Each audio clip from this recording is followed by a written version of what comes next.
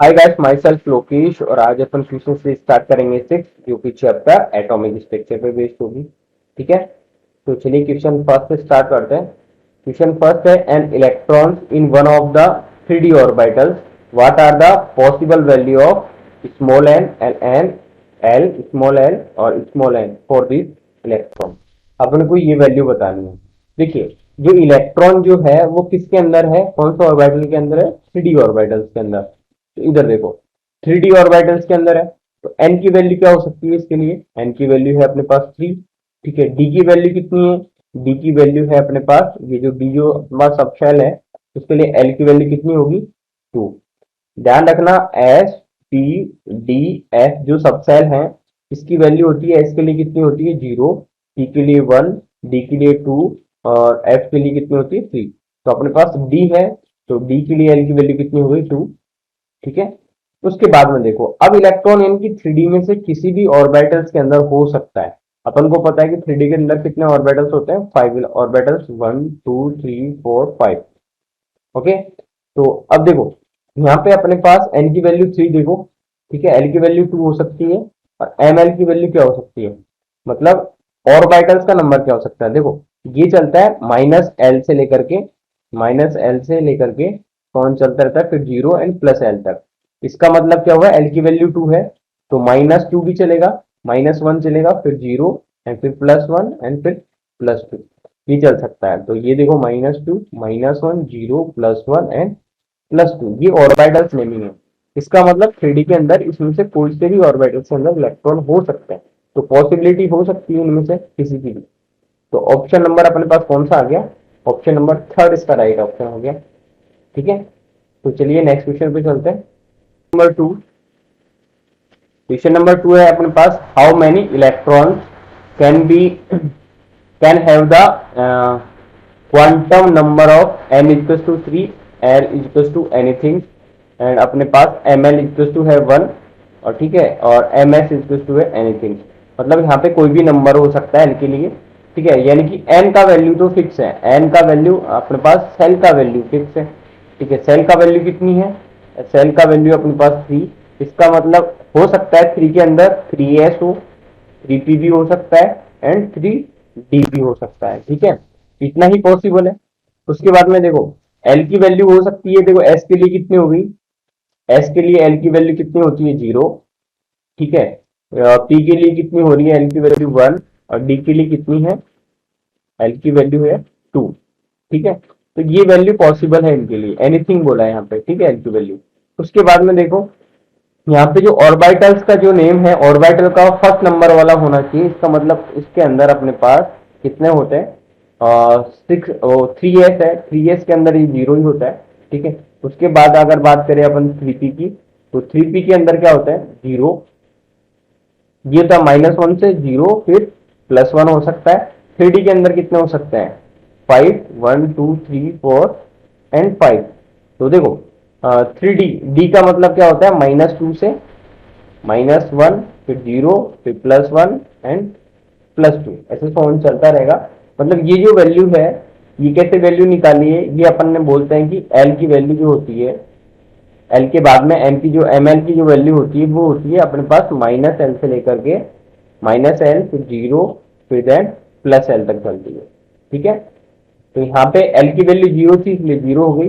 यहाँ पे 1 थी एल की वैल्यू, इसलिए -1 से लेकर के 0, फिर +1, ऐसे सोन। यहाँ पे 2 थी, तो -2, फिर -1, फिर 0, फिर +1, फिर +2। ठीक है, इसका मतलब ये पॉसिबल हो सकता है। आगे देखो, अब इसके अंदर जो है एम एल जो है बराबर 1 होना चाहिए, तो 1 वाला नंबर देखो इसके अंदर तो है नहीं। ठीक है, 0 है, इसके अंदर है अपने पास +1 ये रहा, और इसके अंदर भी ये रहा।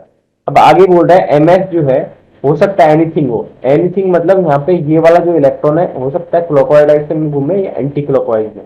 तो देखो, clockwise, anti clockwise, clockwise electron और एंटी क्लॉकवाइज इलेक्ट्रॉन, इसका मतलब 2 इलेक्ट्रॉन इसके अंदर पॉसिबल है, 2 इलेक्ट्रॉन इसके अंदर पॉसिबल है।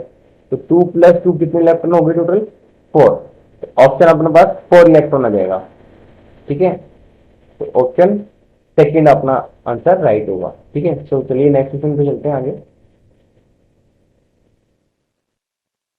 देखिए question number third, question third है अपने पास, the following set of quantum number represent 4 electrons in an atom.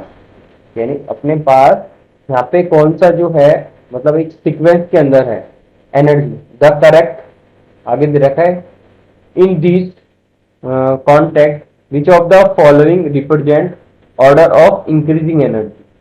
इसका मतलब एनर्जी किसकी ज्यादा होगी, देखो एनर्जी उसकी ज्यादा होती है जिसकी एन प्लस एल की वैल्यू ज्यादा होती है, ठीक है।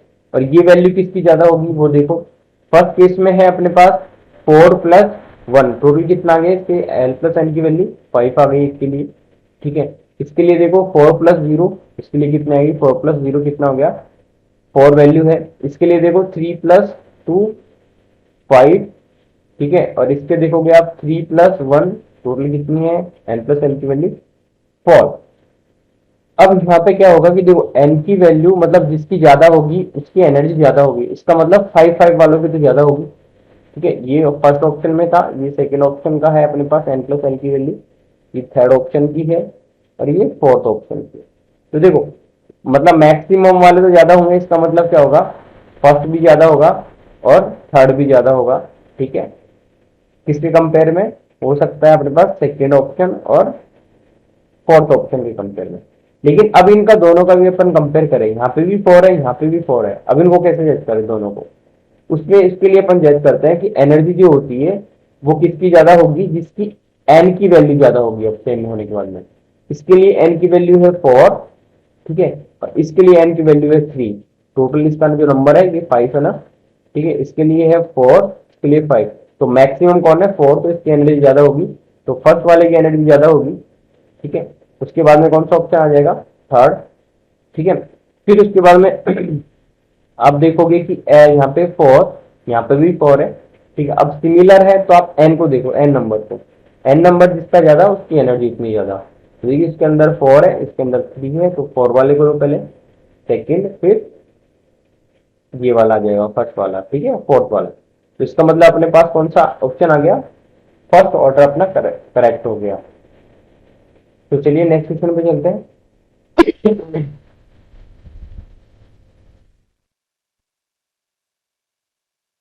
देखिए क्वेश्चन नंबर 4,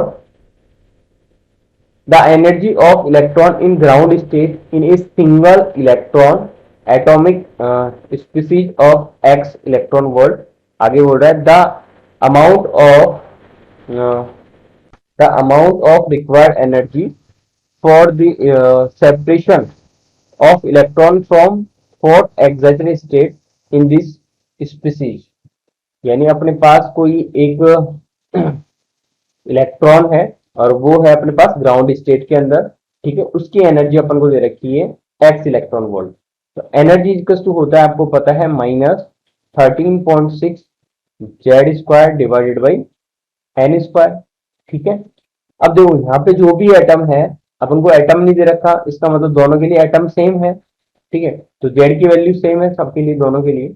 उसके बाद में देखो यहाँ पे एन की वैल्यू कितनी दे रखी है, ये बोल रहा है कि ये ग्राउंड स्टेट के अंदर है, तो ग्राउंड स्टेट के अंदर है, इसके लिए एन की वैल्यू कितनी है 1, ठीक है। तो आप एन की वैल्यू 1 पुट करोगे तो इक्वल्स टू कितना आ गया, -13.6 Z square divided by N की वैल्यू 1 है तो 1 का स्क्वायर। इसका मतलब ये जो एनर्जी है वो कितनी है एक्स इलेक्ट्रॉन वोल्ट, और ये जो एनर्जी आ रही थी ये भी इलेक्ट्रॉन वोल्ट में आ रही थी, ठीक है। इसका मतलब ई की वैल्यू कितनी है, एक्स इक्वल टू आ गया -13.6 जेड स्क्वायर, ठीक है। ये एक डाटा अपने पास यहाँ से निकल के आ गया। नेक्स्ट आगे बोल रखा है कि the amount of required energy for separation electron for fourth excited state. Fourth excited state का मतलब क्या है, एन की वैल्यू कितनी है, एक्साइटेड स्टेट है, इसका मतलब इसका एक प्लस कर लो, 1 प्लस, मतलब 4, एन की वैल्यू कितनी आएगी 4+1 5, ठीक है। अब इस इलेक्ट्रॉन को निकालने के लिए कितनी एनर्जी की रिक्वायरमेंट पड़ेगी, ये चीज अपन पूछिए, मतलब आयनाइजेशन एनर्जी। और आयनाइजेशन एनर्जी बराबर होता है अपने पास 13.6 Z square divided by N square, ठीक है। अब देखो सेम इलेक्ट्रॉन सेम एटम के लिए हो रहा है सब काम ये, ठीक है। अब देखो माइनस यहाँ पे अगर अपन बोले कि ये जो है x बराबर कितना है अपने पास, माइनस अगर यहाँ से लगाओगे देखो 13.6 जेड स्क्वायर की वैल्यू कितनी आ गई -x, ठीक है। डिवाइडेड बाई एन की वैल्यू अपने पास कितनी है 5, तो 5 का होल स्क्वायर करोगे तो कितना हो जाएगा माइनस एक्स डिवाइडेड बाई 25। इतना इलेक्ट्रॉन वोल्ट ये एनर्जी आएगी आयनाइजेशन एनर्जी जो कि सेपरेशन करने के लिए अपन को रिक्वायरमेंट पड़ेगी। तो ऑप्शन नंबर कौन सा आ गया, सेकेंड ऑप्शन अपना करेक्ट आंसर है। ठीक है, ये ध्यान रखना कि माइनस आया है यहाँ पे क्योंकि टोटल एनर्जी माइनस में होती है, टोटल एनर्जी माइनस में होती है और आयनस एनर्जी होती है वो पॉजिटिव में होती है। इसलिए यहाँ ये वाला जो था ये पॉजिटिव वाला वैल्यू रखना पड़ा, इसलिए माइनस का साइन लिया। ओके, तो चलिए नेक्स्ट क्वेश्चन पे चलते हैं।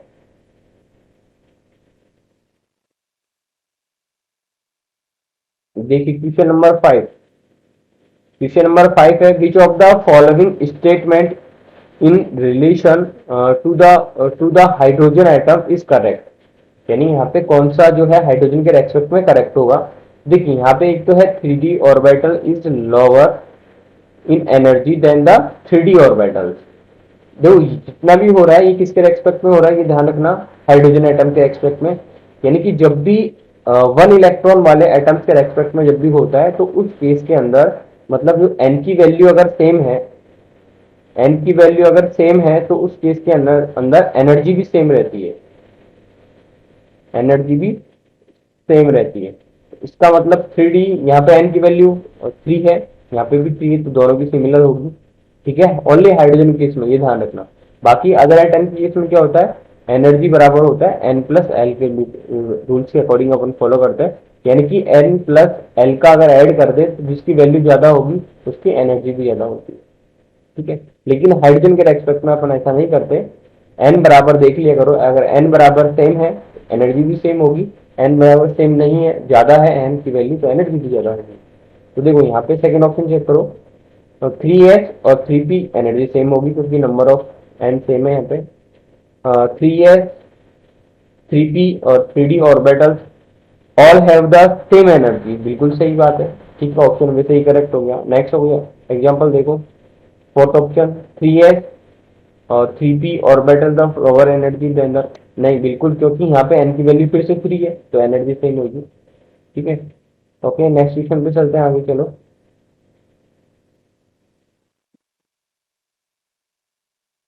देखिए क्वेश्चन नंबर 6। क्वेश्चन नंबर अपने पास 6 है, consider the following set the quantum number. मतलब अपने पास कुछ क्वांटम नंबर के एग्जांपल्स दे रखे हैं, 5 सेट है। Which of the following set the quantum number is not possible. बहुत इंपॉर्टेंट क्वेश्चन है। जैसे मैंने आपको बताया था कि एन क्या होता है, सेल होते हैं, एल क्या होता है सब सेल, लिख लो सब सेल। ठीक है, एम किसको डिनोट कर रहा है यहाँ पे ऑर्बिटल्स नंबर को, ऑर्बिटल नंबर को, और एस क्या है स्पिन को डिनोट कर रहा है। ठीक है, देखो एन अपने पास सेल था, ठीक है, सेल की वैल्यू अगर अपने पास 3 है तो एल की वैल्यू कितनी हो सकती है n-1। एन बराबर कितना हो सकता है, जीरो से लेकर के n-1 तक वैल्यू हो सकती है। इसका मतलब इस वाले के लिए एल की वैल्यू हो सकती है अपने पास जीरो भी हो, और हो सकता है अपने पास क्या हो 1 भी हो 2 भी हो। ठीक है, n-1 तक चलता है। इसका मतलब जीरो से कितना तक चलेगा 2 तक, तो 0 से 2, इसका मतलब जीरो पॉसिबल है। ठीक है, उसके बाद एम देखो, एम यहाँ पे अपने पास ऑर्बिटल्स का नेमिंग ये रहा, जीरो पॉसिबल है। ठीक है, उसके बाद में देखो आगे एस स्पिन, इलेक्ट्रॉन हो सकता है इस ऑर्बिटल्स के अंदर वो क्लॉकवाइज डायरेक्शन में घूम रहा हो, एंटी क्लॉकवाइज डायरेक्शन में घूम रहा हो। ठीक है, तो ये भी पॉसिबल है। ऐसे आप हर एक ऑप्शन को चेक करोगे। नेक्स्ट एग्जाम्पल देखो, बी वाला, इसके अंदर एन की वैल्यू 2 है, एल की वैल्यू 2 है, इसका मतलब क्या हुआ, मैंने आपको बताया था इसकी वैल्यू होती है 0 से लेकर n-1। इसका मतलब यहाँ पे 2 की वैल्यू पॉसिबल नहीं है, 1 ही पॉसिबल है, तो ये इनकरेक्ट हो गया। सी ऑप्शन देखो, n की वैल्यू 4, एल की वैल्यू 3, क्योंकि n-1 तो 3 पॉसिबल है। इसमें देखोगे तो 3-1, तो मतलब ये -3 से लेकर कितना तक चलेगा, +3 तक, तो यहाँ इसके बीच में आ जाएगा, इसका मतलब ये भी पॉसिबल है। ये तो अपने पास पॉसिबल है, इसका मतलब ये वाला पॉसिबल है, और ये वाला फर्स्ट स्टेटमेंट भी पॉसिबल था। और डी ऑप्शन देखो, एन की वैल्यू 1 है, इसकी वैल्यू 0 1-n 0 पॉसिबल है, लेकिन ये पॉसिबल नहीं है, ये पॉसिबल नहीं है, तो ये वाला ऑप्शन इनकरेक्ट हो गया। ये ऑप्शन देखो, एन की वैल्यू 3 है, ठीक है, एल की वैल्यू 2 हो सकता है n-1, और इसकी वैल्यू कितनी होती है माइनस एल से लेकर के माइनस प्लस एल तक, ठीक है। तो इसका मतलब ये पॉसिबल नहीं है, टू ही पॉसिबल है मैक्सिमम, तो ये भी इनकरेक्ट हो गया, ठीक है। इनकरेक्ट स्टेटमेंट पूछा था क्या अपन से, नॉट पॉसिबल, ठीक है। तो ये तो चीज पॉसिबल थी, अभी अपन ने करी थी ये तो, ठीक है। ये चीज तो पॉसिबल है, ठीक है। ये नॉट पॉसिबल था, ये नॉट पॉसिबल, अच्छा ये तो पॉसिबल था, ठीक है। कुछ राइट का निशान लगा, तो इसका ये वाला जो था ये नॉट पॉसिबल है, ये भी नॉट पॉसिबल है। तो कौन सा नॉट पॉसिबल है, एक तो ऑप्शन फर्स्ट, सॉरी बी, और एक डी, और एक ई, बी डी ई, ये रहा ऑप्शन नंबर फर्स्ट अपने पास राइट आंसर हो जाएगा। ओके, चलिए नेक्स्ट क्वेश्चन पे चलते हैं।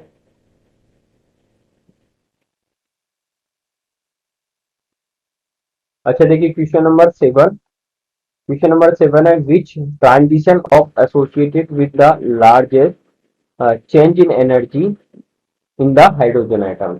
यानी हाइड्रोजन आइटम के लिए अपन को एनर्जी चेंजेस निकालना है, और एनर्जी चेंजेस इक्वल टू होता है अपने पास, ये हो जाएगा 13.6 जेड स्क्वायर, 1 बाई 1 का स्क्वायर माइनस 1 बाई n2 का स्क्वायर, ठीक है। ये एक फॉर्मूला होता है एनर्जी चेंजेस का। इसका मतलब एनर्जी चेंजेस किसकी ज्यादा होगी, जिसका मतलब ये वाला पोर्शन ज्यादा होगा, ठीक है।